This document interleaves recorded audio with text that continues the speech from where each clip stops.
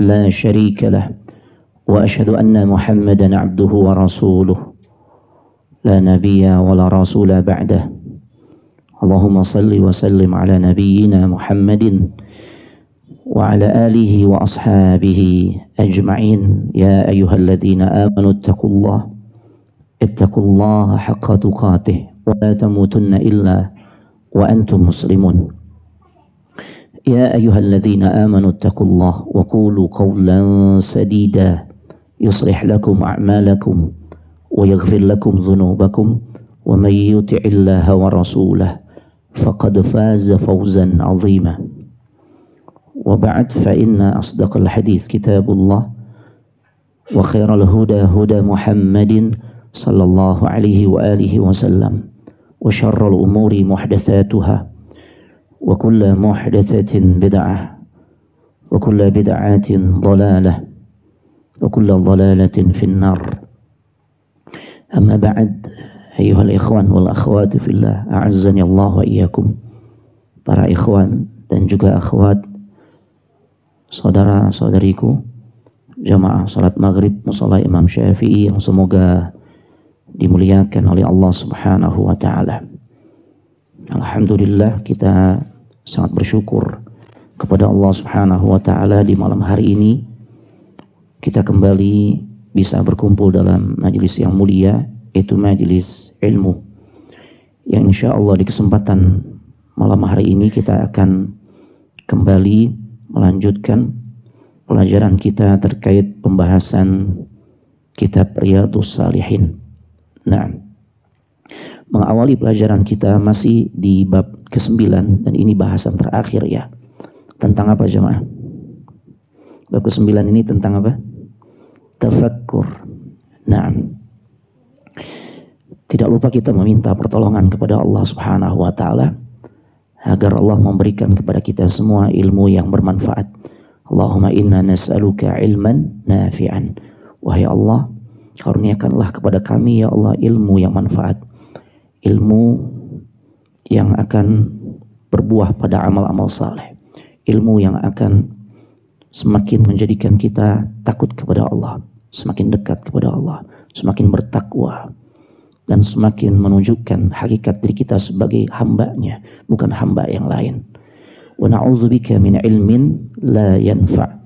Kita berlindung kepada Allah jangan sampai ilmu kita ini masuk kategori ilmu yang tidak bermanfaat. Taib, tidak lupa pula kita senantiasa meminta pertolongan dan bantuan kepada Allah Subhanahu wa ta'ala ketika kita menemui berbagai macam kendala ataupun ujian-ujian di dalam kehidupan kita.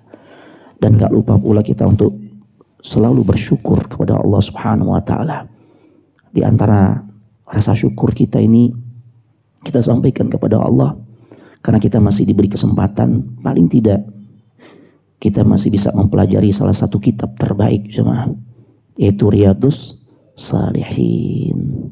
Ya, tidak lupa pula kita senantiasa memperkuat syahadatain kita, sebab tugas kita di dunia tidak lain hanyalah untuk beribadah kepada Allah Subhanahu wa ta'ala. Wa ma khalaqtul jinna wal insa illa liya'budun. Tidaklah aku ciptakan jin dan manusia melainkan untuk beribadah kepada Allah Subhanahu wa ta'ala. Bukan hanya sebatas mengejar ambisi ego pribadi kita, bersenang-senang untuk memuaskan nafsu kita, bukan cuma, tapi kita untuk ibadah. Allah hadirkan kita ke alam dunia untuk ibadah.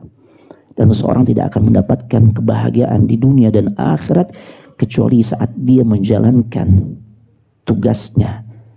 Untuk apa ia diciptakan? Ya, Masya Allah. Jadi orang-orang yang beriman itu tahu untuk apa dia dihadirkan ke alam dunia ini. Tujuannya untuk apa? Dia tahu. Ya. Dan kita diatur oleh Al-Mudabbir. Apa Al-Mudabbir? Yang maha mengatur jemaah. Bukan justru kita yang ngatur. Kita tunduk kepada Allah, tunduk kepada aturan Allah atas dasar rasa cinta kita kepada Allah, bukan atas dasar keterpaksaan. Ya. Dan kita tidak akan bisa merealisasikan itu semua kecuali ketika kita komitmen mengikuti sunnah Nabi sallallahu alaihi wasallam. Makanya kita nggak lupa untuk menyampaikan salawat dan salam kepada Nabi kita Muhammad sallallahu alaihi wasallam. Tafakkur pernah kami sampaikan, ya, di antara pengertian yang disampaikan oleh para ulama itu proses hati dan juga pikiran untuk fokus memikirkan tentang satu makna, ya, agar dia benar-benar bisa mendapatkan apa yang dia inginkan, ketenangan hati, kedekatan diri kepada Allah, ya, dan seterusnya. Dan tafakkur ini selalu berpasangan dengan yang namanya zikrullah. Ya, di awal dulu pembahasan kita di bab ini, apa dalil landasannya? Yang kita baca ketika bangun tidur. 10 ayat terakhir surah Ali Imran, paling tidak 2 ayatnya tuh, 190 dan 191. Inna fi khalqis samawati wal ard wa ikhtilafil laili wan nahar la ayatil liulil albab. Sesungguhnya di dalam penciptaan langit dan bumi dan pergantian siang dan malam itu terdapat tanda-tanda yang sangat nyata tentang kebesaran Allah, keagungan Allah buat orang-orang yang berpikir, buat orang-orang yang berakal, yang benar-benar memaksimalkan potensi akal yang luar biasa Allah jadikan. Fitur yang Allah nggak berikan kepada makhluk Allah lainnya. Ya, ini hanya diberikan kepada manusia. Kita dulu takjub, ya, ketika kita mentadabburi, mentafakuri firman Allah, afala yanzuruna ilal ibili kaifa khuliqat. Tidakkah mereka memperhatikan, ya, memperhatikan apa? Onta. Bagaimana dia diciptakan dengan beragam macam fitur terbaiknya sehingga mampu menghadapi kondisi tempat dia berada yang sangat ekstrim, Habitat dia kan luar biasa, ya. Ya Allah. Wilayah jelajah onta itu luar biasa, ekstrim. Padang pasir. Ya. Namun dengan beragam keistimewaannya yang sudah kita bahas, leher yang panjang, ya, kemudian bibir yang tebal dan juga lidah yang tebal untuk menyesuaikan dengan makanan-makanan yang dia konsumsi, ya. Karena onta itu makanannya diantaranya adalah kaktus, makanya dijadikan bibirnya dan lidahnya tebal. Ya, kita nggak dijadikan seperti onta, bibir kita tipis, begitu juga lidahnya, karena konsumsinya ketoprak, cilok, tuh, karena begitu jamaah, ya.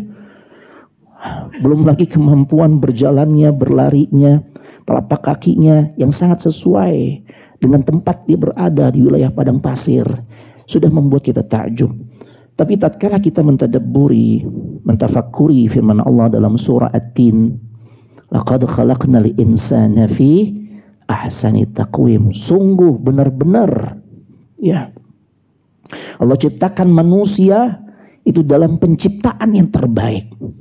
Ahsani taqwim, bukan untuk onta, bukan untuk langit, bukan untuk gunung, ya. Kan urutan ayat tersebut, afala yanzuruna ilal ibili kaifa khuliqat wa ilas samai kaifa rufi'at wa ilal jibali kaifa nusibat wa ilal ardi kaifa sutihat. Ahsani taqwim itu untuk kita manusia, sebaik-baik penciptaan, ya Allah. Dan yang menjadikan kita dikatakan sebagai ahsani taqwim, ketika Allah berikan fitur yang Allah nggak berikan kepada makhluk yang lain, akal dan juga hati. Allahu Akbar. Makanya dari 2 organ tubuh inilah kita bisa mentafakuri ayat-ayat Allah yang terhampar di jagat raya ini, ataupun yang ada di dalam setiap ayat-ayat yang kita baca dari Al-Quranul Karim. Ini cuma taib. Karena pernah kita bahas juga, ya, bahwasanya hati itu memainkan fungsi akal, kan gitu, ya. Lahum qulubun la yafqahu nabiha.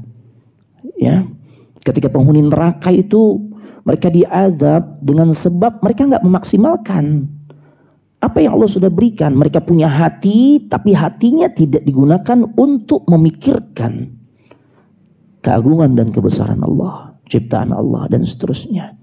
Nah, Bapak Ibu jamaah sekalian, semoga dimuliakan oleh Allah Subhanahu wa taala. Oleh karenanya, ya, kalau kita ingin maksimal di dalam bertafakkur, maka tafakkur itu harus selalu berpasangan dengan berzikir kepada Allah. Kelanjutan ayat berikutnya adalah Ali Imran 191. Alladzina yadhkurunallaha qiyaman wa qu'udan wa 'ala junubihim wa yatafakkaruna fi khalqis samawati wal ard. Rabbana ma khalaqta hadza batila subhanak faqina adzabannar. Orang-orang yang senantiasa dia berzikir, ingat Allah sambil berdiri, duduk, berbaring, dan tidak hanya itu. Zikirnya disertai dengan tafakkur. Wa yatafakkaruna fi khalqis samawati wal ard. Mereka bertafakkur, memikirkan tuh tentang penciptaan langit dan bumi, sampai kemudian outputnya dia bisa mengatakan, Rabbana, wahai Tuhan kami, wahai Rabb kami, ma khalaqta hadza batila. Tidaklah engkau menciptakan semua ini dengan sia-sia. Ya, subhanak, maha suci engkau ya Allah. Maka peliharalah kami dari siksa api neraka, jaga kami ya Allah. Ini jemaah. Dan sarana tafakkur kita di malam hari ini itu adalah bumi. Wa ilal ardi kaifa sutihat. Kita disuruh memperhatikan bumi, bagaimana tatkala dia dihamparkan oleh Allah Subhanahu wa taala. Ya, ini jemaah. Jadi agar tafakkur kita maksimal, maka padukan dengan berzikir kepada Allah. Banyak orang nih, pernah Anda berikan contoh juga ya, datang ke gunung, didaki itu gunung, ya Allah.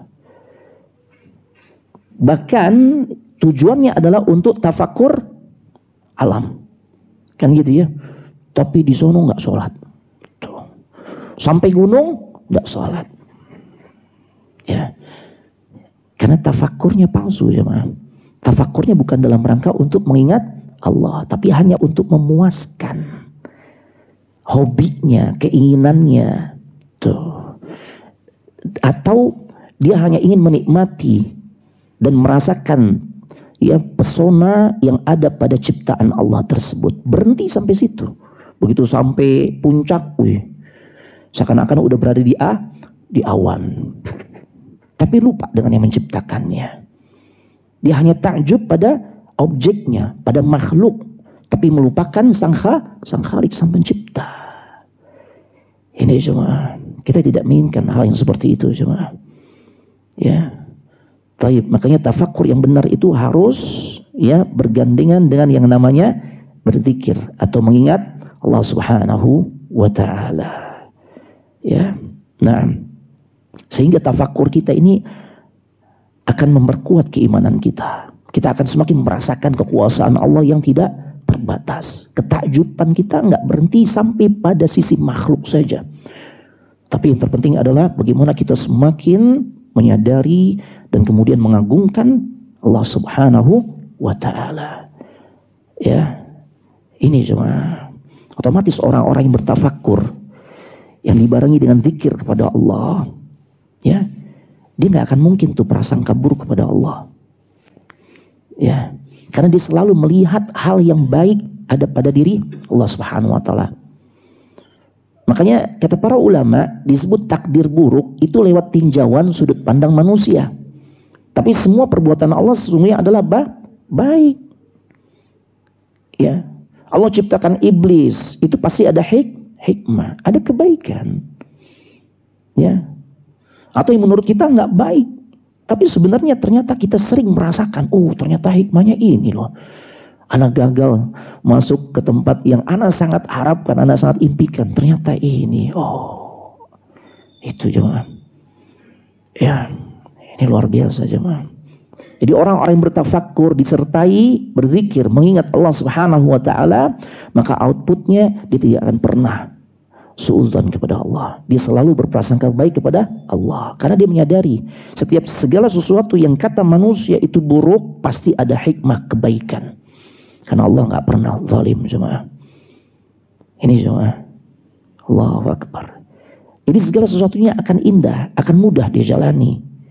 Sesulit apapun masalah yang sedang dia hadapi, dia nggak fokusnya kepada makhluk. Ada orang marah sama sahabatnya. Misalnya dulu di musim pandemi ya, kan benar-benar diatur tuh social distancing, gitu ya. Kalau ada orang datang, lebih baik kita nggak temuin, gitu ya. Cuma karena teman akrab datang, kita sambut akhirnya, kayak enak karena dia dari jauh, gitu ya. Tapi ternyata dengan sebab pertemuan itu, apa yang terjadi? Ketularan. Di saat ketularan itu, kalau orang-orang tidak bertafakur, dia berhenti sampai pada makhluk, dia akan menyalahkan tuh. Gara-gara lu bro, kenapa lu mesti datang tuh kan? Ya. Tapi kalau tafakurnya disertai dengan zikir, dia nggak berhenti sampai pada makhluk saja. Ya. Tapi dia lanjutkan. Ini semua nggak lepas dari namanya takdir Allah.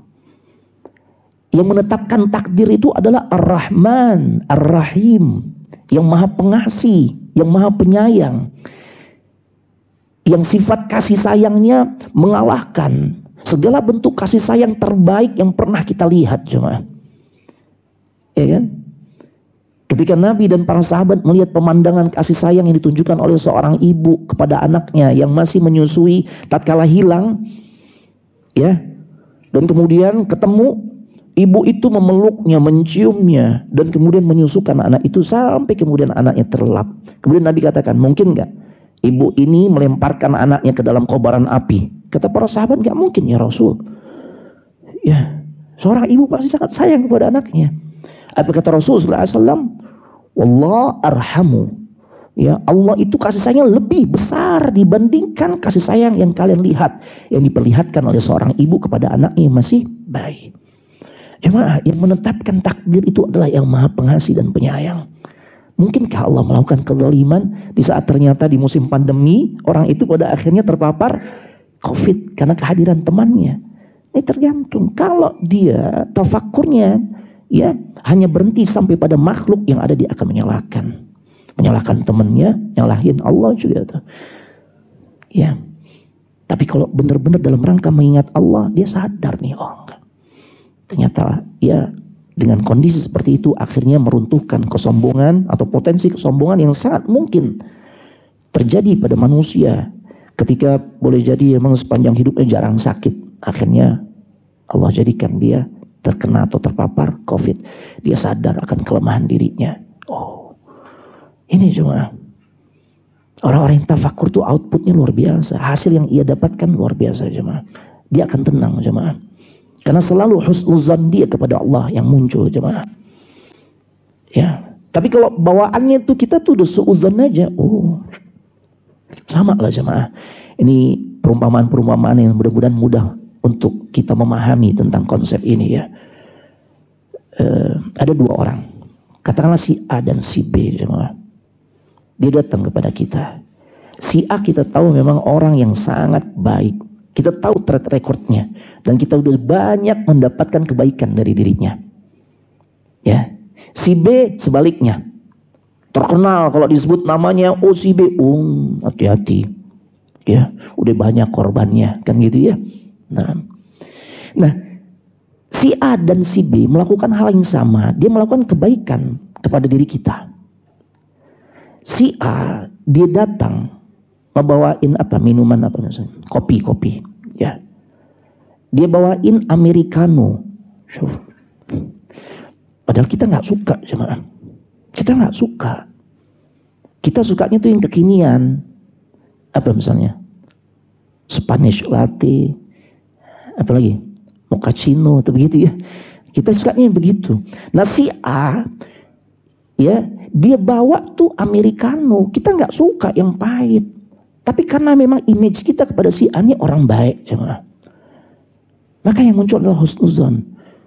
Ya, emang sebenarnya yang dibawa yang anak nggak suka. Tapi memang hasil riset yang sehat itu yang americano. yang gulanya sekedar aja atau bahkan nggak pakai gula. Oh ya, dia mungkin latihan nih untuk lebih hidup sehat tuh. Prasangka baik muncul. Syuf. Si B yang kita udah tahu track recordnya, dia datang bawain kita sesuatu yang kita sukai, jemaah. Apa tadi? Cappuccino, apalagi Spanish latte dan seterusnya, kekinian lah ya. Nah, tapi karena image kita tuh udah jelek sama dia. Kira-kira gimana? Kita terima nggak, jemaah? Nggak terima, jemaah. Kenapa, jemaah? Oh iya, ya karena track recordnya kita tahu. Ya, pasti yang muncul dalam benak pikiran kita, jangan-jangan, ya walaupun yang dibawain kesukaan aneh sih, jangan-jangan udah ditetesin cyanida lah, kan gitu ya. Kan gitu ya, ini gitu jemaah. Ini banyak hal-hal yang Allah hadirkan, datangkan dalam kehidupan kita nih, kita nggak sukai jemaah. Tapi bukankah kita nih, ya orang-orang yang mencoba untuk mengenal Allah, wajib untuk mengimani Allah maha baik gitu loh. Allah maha pengasih dan penyayang, nggak mungkin jemaah zalimin kita. Ya ini dahsyatnya tafakur jemaah. Selalu persangkaan baik yang muncul dalam dirinya. Ya Allah, ketika Allah Subhanahu wa ta'ala menghamparkan bumi dan kita hidup di atasnya, kita mendapatkan banyak karunia, kita cari nafkah, ya, kita menikmati fasilitas-fasilitas yang ada di dalamnya, kita berkreasi dan kenikmatan-kenikmatan lainnya. Allahu Akbar. Kan sudah sepatutnya dengan sebab pemberian Allah ini seharusnya menjadikan kita semakin taat kepada dirinya. Ya, seharusnya begitu jemaah. Tapi apa faktanya jemaah? Dalam surah Az-Zumar ayat 67, Allah Subhanahu wa taala berfirman, "Wa ma qadarullaha haqqa qadri." Dan mereka ternyata, mereka ini manusia, kebanyakan manusia kata Allah, justru nggak mau mengagungkan Allah sebagaimana mestinya. Ya Allah, mau sholat jemaah, padahal Allah yang kasih kehidupan kepada dirinya. Nggak mau puasa, padahal nggak ada uzur yang menjadikan dia boleh membatalkan puasanya. Ya, nggak mau berangkat haji, padahal sudah terpenuhi syarat istita'ah melekat pada dirinya. Tuh, nggak mau bakti sama orang tua, nggak mau berakhlak baik, nggak mau zikir, ya nggak mau menerima takdir Allah, nggak mau tunduk terhadap perintah Allah Subhanahu wa ta'ala, nggak mau mematuhi aturan-aturan Allah. Ya, kata Allah, wa ma qadarullaha haqqa qadri. Dan mereka nggak mengagungkan Allah sebagaimana semestinya. Yang perempuan Allah sudah berikan kecantikan, kesehatan tubuh, ya Allah, kecerdasan otak, bisa beraktivitas dengan beragam macam aktivitas yang produktif, ya Allah, tapi nggak mau menutup aurat. Ya, beralasan nggak punya waktu untuk hadir kajian, nggak mau nuntut ilmu, ya Allah. Makanya Allah katakan, wa ma qadarullaha haqqa qadri. Padahal Allah sudah hamparkan tuh bumi untuk ditinggali, ya, untuk kita menikmati beragam macam karunia Allah Subhanahu wa ta'ala, karena kita hidup di atas muka bumi ini, ya Allah. Tapi ternyata wa ma qadarullaha haqqa qadri, mereka nggak mau mengagungkan Allah sebagaimana seharusnya jemaah. Ya, padahal kata Allah Subhanahu wa ta'ala, wal ardu jami'an qabdatuhu yaumal qiyamah was samawati matwiyatun biyaminih. Allahu Akbar. Padahal ya, seluruh muka bumi ini dalam genggaman Allah Subhanahu wa ta'ala di hari kiamat, digenggam jemaah. Was samawati matwiyatun biyaminih. Bumi tadi yang 7 lapis, di hari kiamat nanti dalam genggaman Allah. Ya, langit yang 7 lapis juga jemaah, nanti akan digulung jemaah dengan tangan kanannya jemaah. Allahu Akbar. Siapa yang mengatakan Allah memiliki tangan kanan jemaah? Ya Allah. Kenapa kita ingkari? Kenapa hati ini nggak terima? Syuf, apa kita merasa lebih kenal dengan Allah? Itu kan? Tinggal kita fahami rambu-rambunya, patuhi rambu-rambunya. Allah sebutkan dirinya ternyata memiliki tangan, dan di antara dan disebutkan dengan tangan kanan. Ya sudah, imani, jangan ditolak, dan kita kembalikan kepada keagungan dan kebesaran Allah yang tentunya berbeda dengan tangan makhluk. Selesai, mudah. Kenapa kalau ada orang, ya para ulama menyampaikan hal ini, ya, dan kemudian para dai menyampaikan apa yang disampaikan oleh para ulama tentang rumusan-rumusan yang Allah sudah sampaikan dalam Al-Quran, dan Nabi juga sudah jelaskan dalam hadisnya tentang Allah, ya, kemudian kita merasa nggak bener nih, ini namanya Allah mempersamakan, ini namanya orang itu mempersamakan Allah dengan makhluk. Itu Anda yang mengatakan, ya, tidak. Kembalikan kepada keagungan dan kebesaran Allah. Kenapa pada saat kita juga mengakui, mengimani Allah As-Sami', Allah Al-Basir, Allah Maha mendengar, Allah Maha melihat, kok perlakuan kita beda? Gak ada penolakan di kita kan?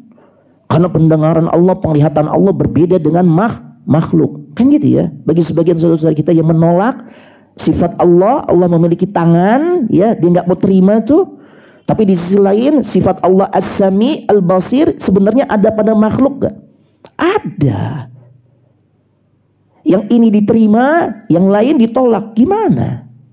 Nggak konsisten. Karena Allah disebutkan tentang dirinya dengan beragam penyebutan sifat. Ya sudah, imani saja. Kita kembalikan sesuai dengan keagungan dan kebesaran Allah. Sama sekali kita tidak mempersamakan Allah dengan makhluknya. Selesai, coba. Ya.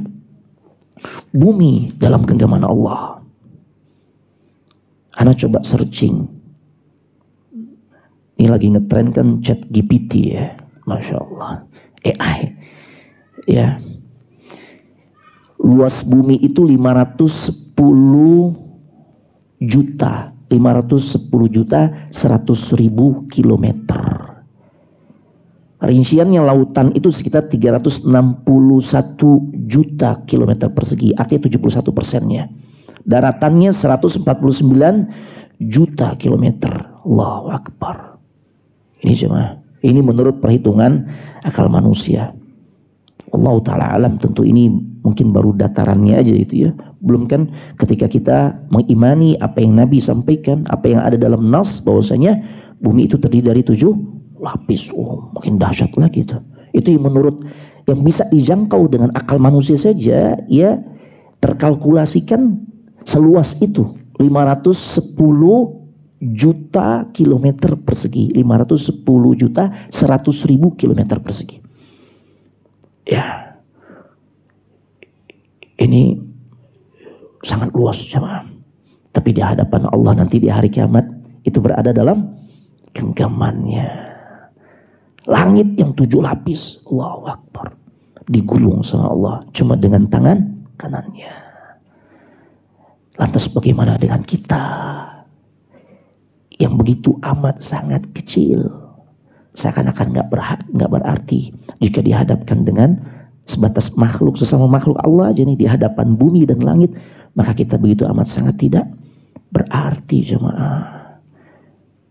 Bumi dan langit saja yang begitu luar biasa, cuma dalam genggaman tangan Allah, digulung oleh Allah Subhanahu wa Ta'ala. Ya. Tapi kenapa justru di antara kita banyak yang sombong? Kita nggak mau mengikuti kebenaran yang datang dari Allah Subhanahu wa Ta'ala. Ini cuma, ya, kita sering merasa bangga nih, ya Allah. Misalnya kita merasakan karunia Allah bisa sampai Saudi untuk umrah, untuk haji, ya, sampai Jeddah dulu misalnya. Ya Allah, berapa yang kita tempuh perjalanannya? Berapa jam? Sekitar 10 jam ya. Ya Allah, ya, taib. Itu bukan keliling dunia, cuma sampai pada satu titik aja, satu negara. 10 jam, ya Allah. Kalau ke negeri Paman Sam berapa lama? Ada yang pernah? Searching hampir 24 jam ya, Masya Allah. Itu baru satu titik juga jemaah. Ya, belum lagi kalau kita lihat bagaimana sebagian orang yang dengan effortnya dia taklukkan Mount Everest. Ya, puncak tertinggi katanya gitu ya. Masya Allah. Dia keluarkan biaya nggak sedikit, latihan fisik. Ya. Kemudian menjaga pola makan, memperkuat otot, persiapan bertahun-tahun. Sampai kemudian dia bisa mencapai puncak Everest. Satu titik jemaah, bukan untuk semua tempat yang ada di dunia. Tapi saat itu dia merasa udah bisa menaklukkan dunia. Ya, jemaah. Yang Allah genggam itu bukan cuma Mount Everest jemaah. Tapi bumi yang 7 lapis dan langit yang 7 lapis digenggam dan digulung dengan tangan kanan ya Allah. Bagaimana luar biasanya kekuasaan Allah.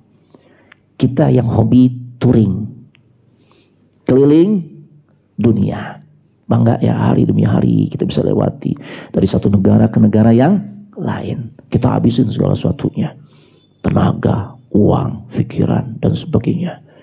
Capek ya, capek, lelah, kulit kebakar, kan gitu ya. Waktu yang dihabiskan cukup lama. Ya, katanya untuk menaklukkan dunia. Padahal apakah semua belahan dunia bisa dia jangkau? Enggak. Paling hanya beberapa negara saja. Cuma udah dikatakan, dia menaklukkan dunia. Enggak. Ya, adapun Allah, kekuasaan yang luar biasa. Bumi yang begitu amat sangat luas, terdiri dari 7 lapis. Itu Allah akan genggam dengan tangannya. Allahu Akbar. Ya, betapa kecilnya kita jemaah. Makanya terkait dengan masalah bumi ini, ketika Allah goncang saja jemaah, dengan sedikit goncangan, ya, apa yang terjadi? Apa yang terjadi jemaah? Pontang panting gitu jemaah, kocar kacir gitu ya. Oh ya Allah, kita berusaha untuk menyelamatkan diri, ya. Tapi ternyata wa ma qadarullah haqqa qadri.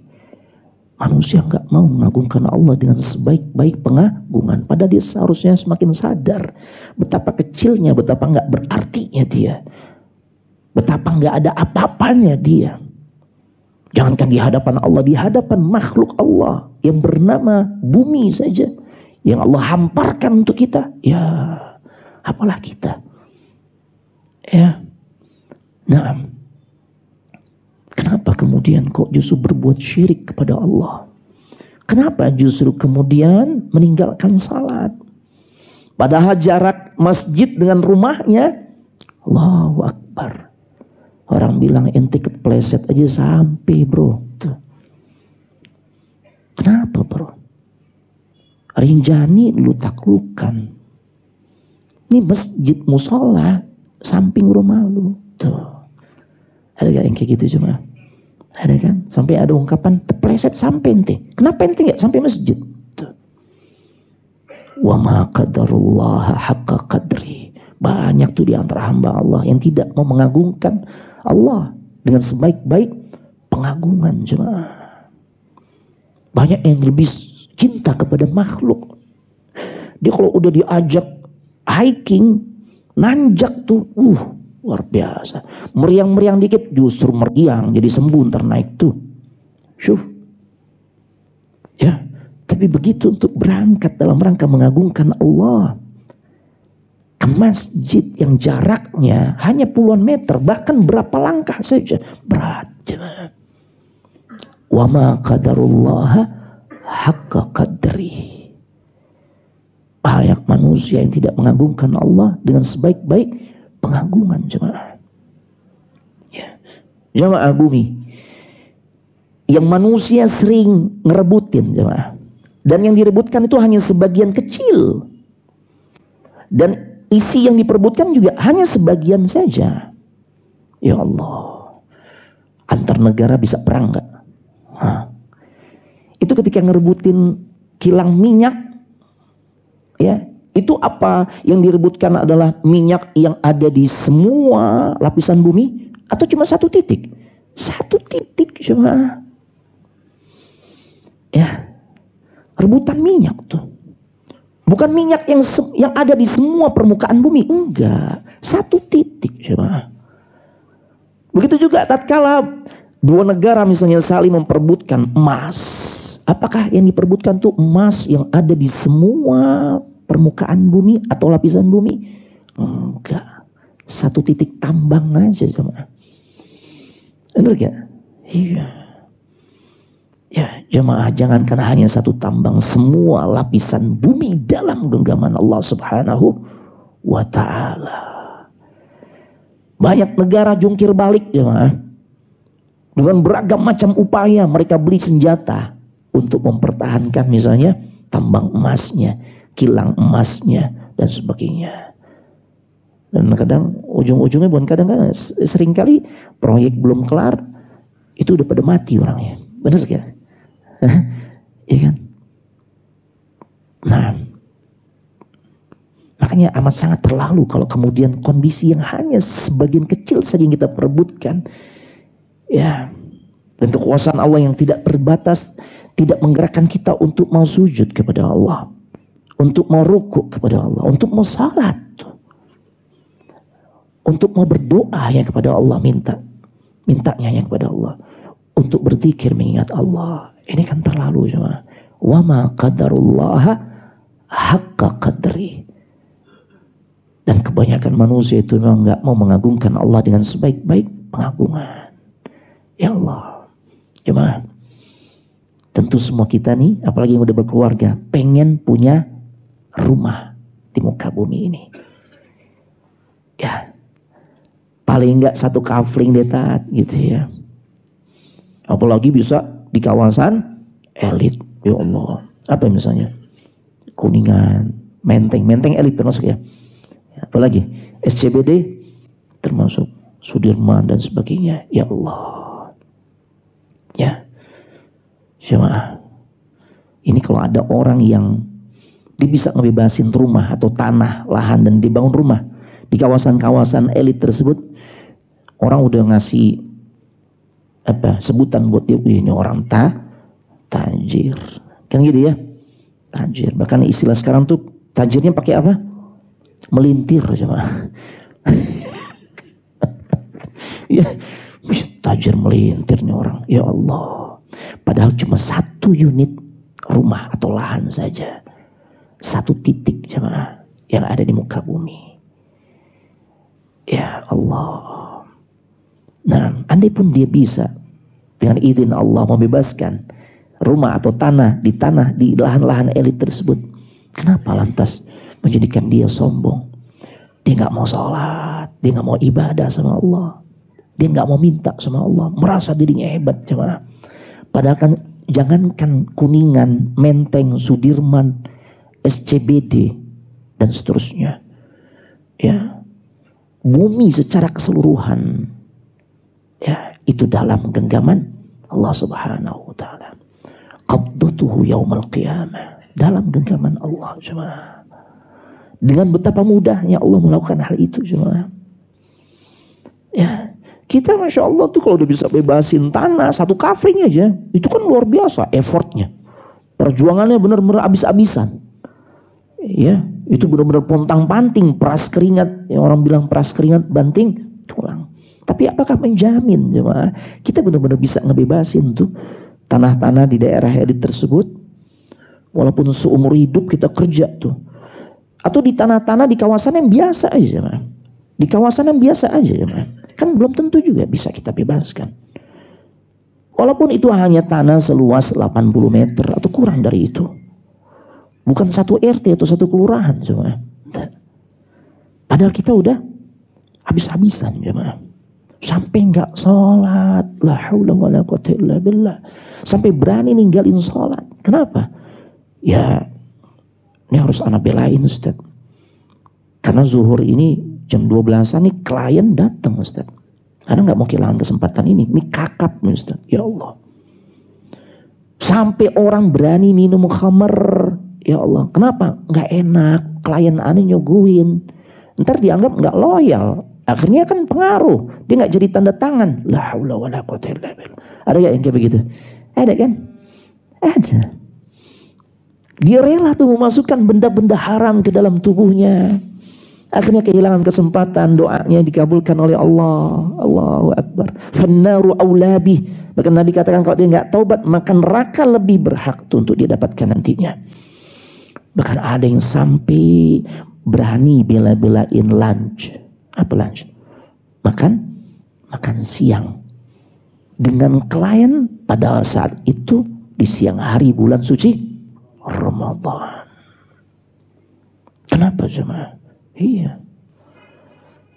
Karena anak ingin menunjukkan loyalitas anak kepada calon klien anak. Dia nggak ragu untuk tanda tangan kerjasama bisnis. Di mana loyalitas kita kepada Allah yang memberikan kehidupan kita, yang memberikan kehidupan kepada kita jemaah. Barakallahu fikum. Assalamualaikum warahmatullahi wabarakatuh. Ya Allah. Allahu Akbar.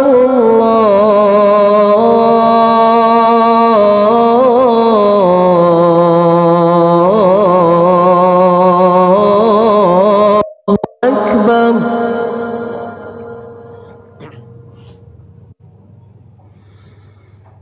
Asyhadu an la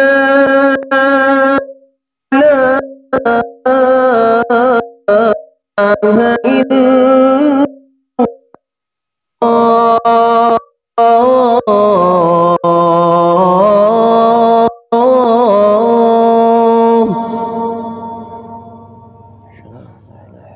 illallah.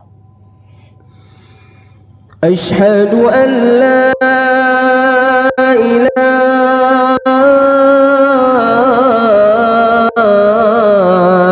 illallah.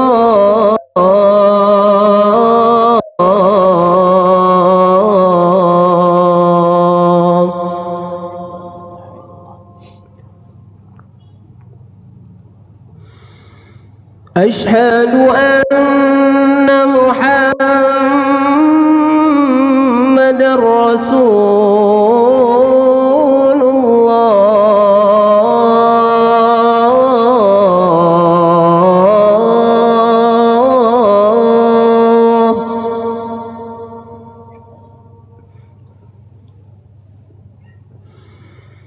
Asyhadu anna Muhammadar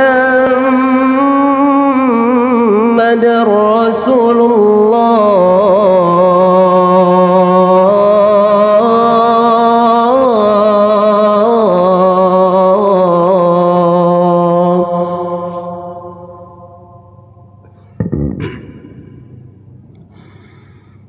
Hayya 'alas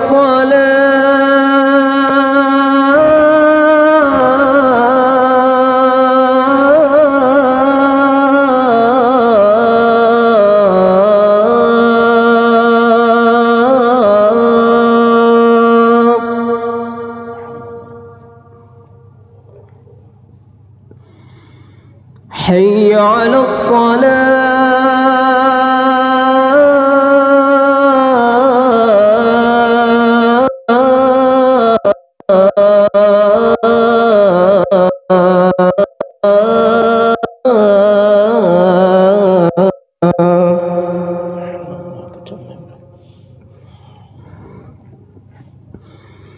حي على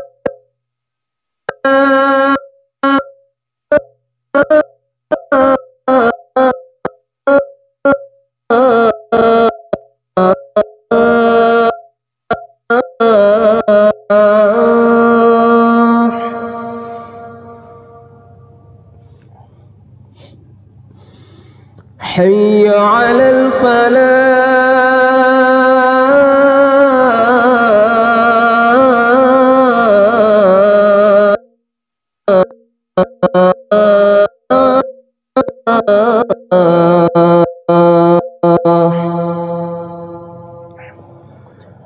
Allahu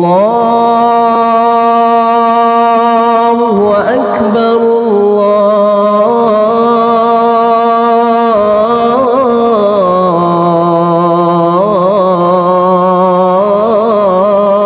Allahu Akbar.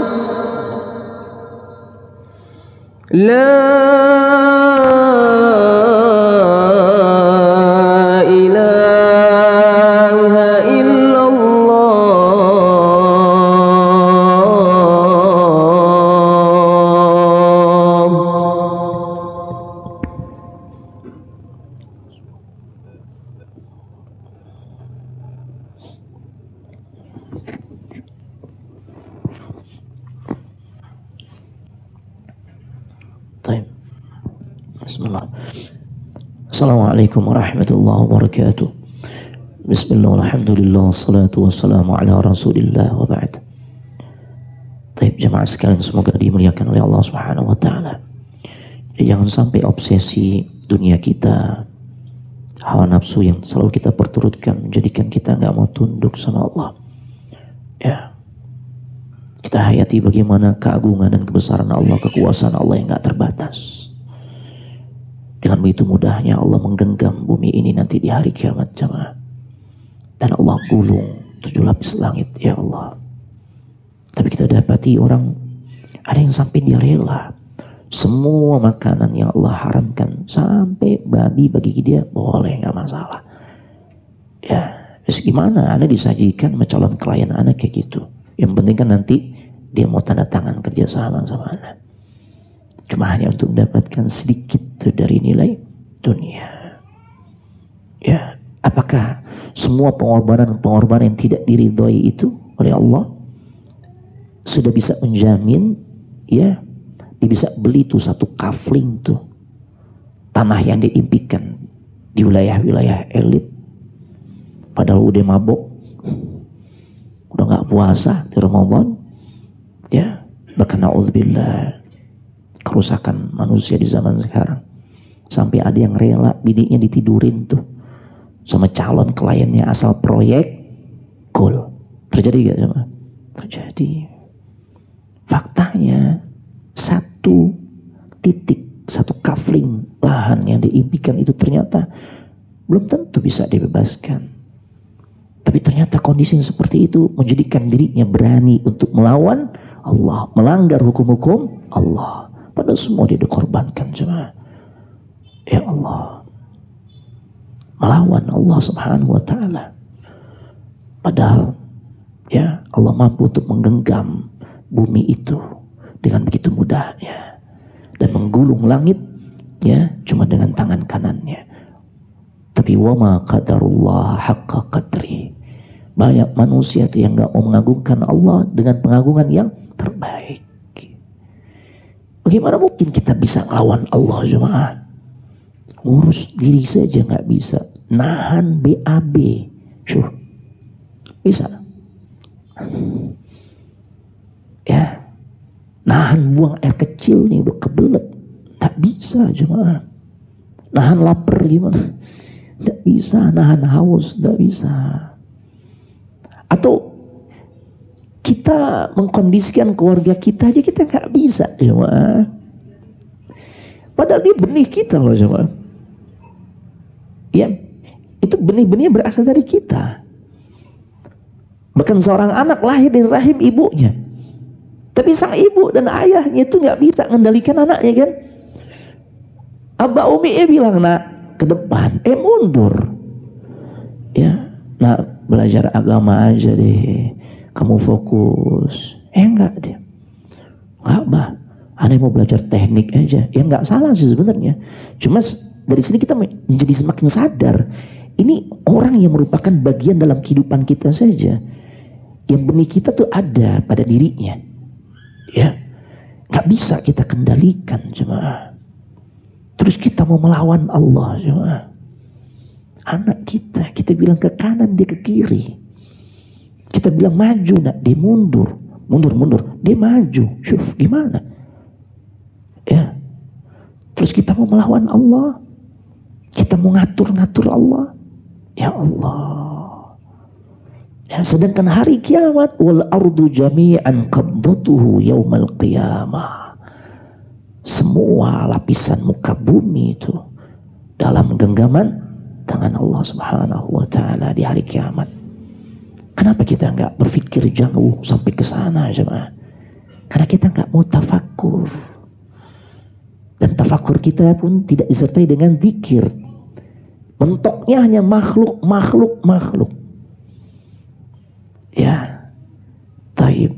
Jemaah, jangankan kita bisa menguasai bumi, kita sering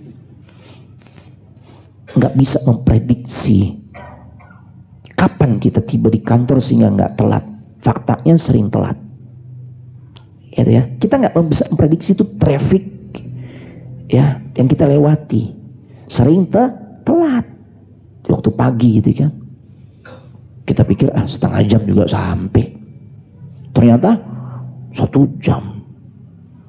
Padahal jalurnya dilewatin tiap hari. Jalurnya dilewati tiap hari itu jemaah. Dia nggak bisa prediksi itu. Jalurnya di bumi, bukan di Mars atau Jupiter atau Saturnus. Nih tiap hari dilewatin. Dia nggak bisa prediksi itu. Ya, benar-benar akurat, dia nggak terlambat. Faktanya sering telat. Nggak bisa gitu jemaah menguasai banyak hal, bahkan sesuatu yang setiap hari kita jalani. Terus kita mau melawan Allah jemaah. Ya, kita nggak mau taat sama Allah, hancur kita jemaah, berantakan. Ya Allah, stres ketika kita berani melawan Allah, melanggar perintah-perintah Allah, meremehkan larangan-larangan Allah, nggak mau taat sama Allah, sengsara jemaah. Pantes pada akhirnya banyak orang yang nggak bisa meraih ketenangan. Padahal yang Nabi sampaikan tipsnya simple. Aslim taslam. Serahin semua sama Allah.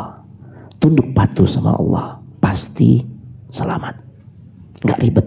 Aslim taslam. Serahin semua kepada Allah. Kita akan selamat. Ya Allah. Ya. Kan sebuah hal yang sangat wajar jemaah, kita disuruh tunduk kepada zat yang mampu untuk menggenggam bumi dan menggulung langit dengan mudah ya jemaah. Ya Allah, ini jemaah. Akan tetapi wama qadarullaha haqqa qadri. Manusia tuh nggak mau mengagungkan Allah dengan sebaik-baik pengagungan. Ya, jangankan menguasai bumi, condet kita nggak bisa taklukkan, kan gitu. Padahal condet bukan tempat atau wilayah terkeren di dunia, nggak ada. Ya, taib. Ini jemaah, jangan membutakan mata hati kita sehingga pada akhirnya obsesi dunia kita menghalangi kita untuk menunjukkan ketaatan yang maksimal kepada Allah. Ya, Allah ingatkan kita, wa ma qadarullaha haqqa qadri. Manusia tidak mengagungkan Allah dengan sebaik-baik pengagungan. Ya, taib. Terima takdir dengan sepenuh hati. Karena nggak ada kesempatan kita menang jemaah. Gak mungkin kita bisa menghadapi Allah jemaah. Ya Allah. Aslim taslam. Nyerah, tunduk, taat, terima, selamat. Simple. Ya, jangan berpikir gimana gue akalin ya tuh. Nanti kayak Bani Israel. Bani Israel kan gitu. Allah suruh hari Sabtu untuk tidak mancing, cari nafkah. Jangan hari Sabtu tuh, fokus ibadah. Diakalin tuh. Tuh. Ya kan? Gak bisa jemaah. Konsepnya bukan ngakalin. Kalau kita mau selamat, konsepnya adalah aslim taslam. Berserah diri, tunduk patuh dengan aturan-aturan Allah, dengan apa yang menjadi maunya Allah, yang Allah semua udah tuangkan di dalam syariatnya, dalam Al-Quran dan hadis. Perintah jalani, lakukan, larangan jauhi, taslam, selamat. Ya, karena kita lemah jemaah. Karena untuk punya rumah saja di muka bumi ini belum tentu semua kita mampu kan. Kita nggak bisa. Gitu jemaah. Begitu juga yang sedang menuntut ilmu. Jangankan kita bisa mendudukan satu kampus, ya Allah, kita yang terbaik. Satu fakultas sih belum tentu kita bisa tuh. Udah gitu kampus kita juga bukan kampus terbaik di dunia kan gitu kan. Ini kan semakin menyadarkan kita betapa lemahnya diri kita. Ya Allah, ini jemaah, ini seharusnya menjadi ibrah bagi kita semua. Ya, agar kita semakin tunduk patuh kepada Allah. Ya, naam, wa ma qadarullaha haqqa qadri. Betapa banyak manusia yang tidak mau mengagungkan Allah dengan sebaik-baik pengagungan. Sebagai penutup, fafirru ilallah. Segera kembalilah kita semua ini kepada Allah Rabbul Alamin. Ya, barakallahu fikum. Assalamualaikum warahmatullahi wabarakatuh. وإذا مرضت فهو يشفين والذي يميتني ثم يحيين والذي أطمع أن يغفر لي خطيئتي يوم الدين رب هب لي حكما وألحقني بالصالحين